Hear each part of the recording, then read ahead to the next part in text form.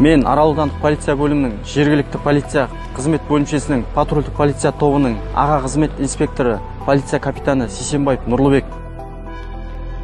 Қызылорда қалалық полиция басқармасынан ағымдағы жылдың сәуір айының 4-ші жұлдызы күні келген бағыттамаға сәйкес іздеуде жүрген Део Nexia маркалы мемлекеттік белгісі Е306 ЕТ102 санды көлік туралы ағымдағы жыл сәуір айының 11 күні Арал ауданының полиция бөлімінің патрульдік полиция тобының қызметкерлерімен Арал қаласы аумағында құрықталып, жедел тергеу тобы шақырылды.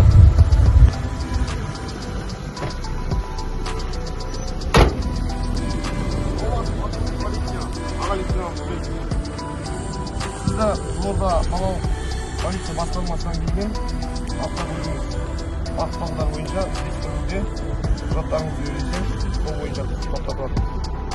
Орталық іздеуде жүрген Део Nexia автокөлігі мемлекеттік белгісі Е306 ЕТ102 автокөлігі тоқтатылды.